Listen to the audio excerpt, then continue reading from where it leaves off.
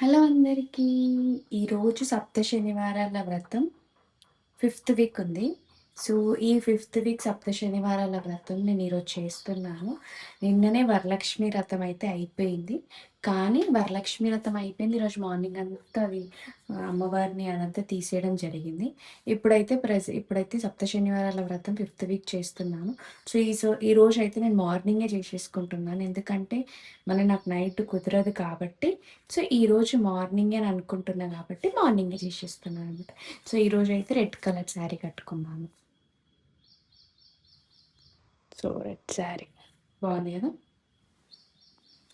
So, ఇంగా as usually ఇంగ తొందరలోనే వ్రతం అనేది కంప్లీట్ అయిపోతుంది మనది.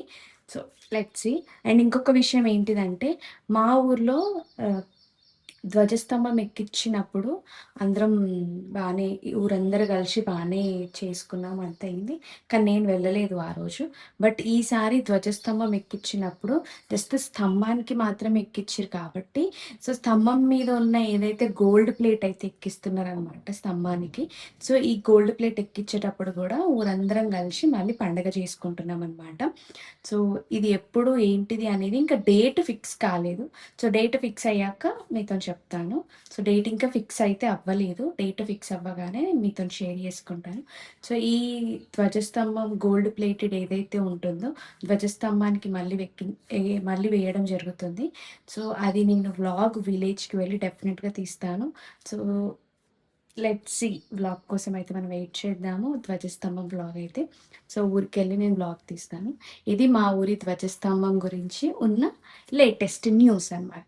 ఫస్ట్ అయితే నేనైతే పానకం ప్రిపేర్ చేస్తున్నాను.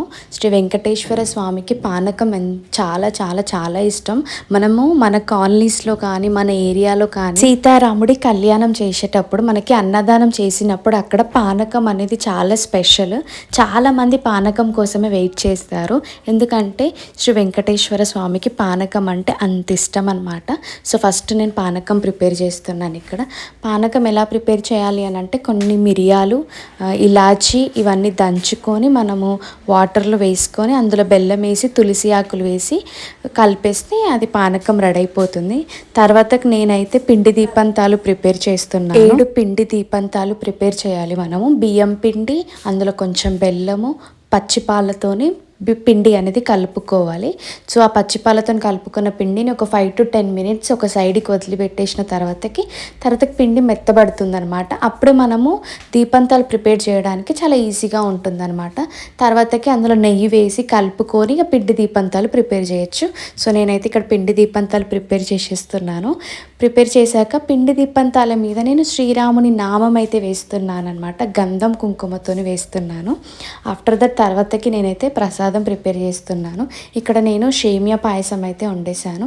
తర్వాతకి నేను శ్రీ వెంకటేశ్వర స్వామిని పీట మీద పెట్టుకోవాలి కాబట్టి ఆ పీట మీద నేను ఒక రెడ్ కలర్ క్లాత్, కొంచెం గుప్పెడి బియ్యం వేసి దాని మీద పసుపు కుంకుమ, దాని తర్వాతకి తమలపాకు పెట్టి తమలపాకు మీద కూడా పసుపు కుంకుమ వేసి, ఇంకా దాని తర్వాతకి మనం ఫస్ట్ ఏ పూజ చేయాలి అని అనుకున్నా కూడా మనం గణపతి పూజనే చేస్తాం కాబట్టి గణపతి పూజ చేయాలనుకున్నప్పుడు కూడా నేను కొంచెం బియ్యం పిండి దాని మీద తమలపాకు పసుపు కుంకుమ వేసి గౌరమ్మని ప్రిపేర్ చేసుకొని అక్కడ పెట్టుకుంటానమాట. తర్వాతకి వెంకటేశ్వర స్వామిని కూడా పెట్టుకొని పూలతో అలంకరించుకొని స్వామివారిని గౌరమ్మని కూడా మంచిగా అలంకరించుకొని ఇంక అన్నీ రెడీగా చేసుకుంటున్నాను అనమాట. ఏదైతే నేను పిండి దీపంతాలు ప్రిపేర్ చేశానో వాటిల్లో మూడు ఒత్తులు పెట్టాలన్నమాట. ఒత్తులు పెట్టేశాక అందులో మనము నూనె పోసుకోవాలి. చాలామంది నువ్వుల నూనె వాడేవాళ్ళు నువ్వుల నూనె, లేకపోతే నార్మల్ ఆయిల్ అయితే నార్మల్ ఆయిల్ కూడా వాడుకోవచ్చు అనమాట. సో, నేను ఇక్కడైతే ఫస్ట్ దీపారాధన చేస్తున్నాను. దీపారాధన చేసిన తర్వాతకి నేను గణపతి పూజ చేసుకుంటున్నాను అనమాట. ఫస్ట్ నేను ఎప్పుడు గణపతి శ్లోకం కానీ చదువుతూ నేను గణపతి పూజ కంప్లీట్ చేస్తాను.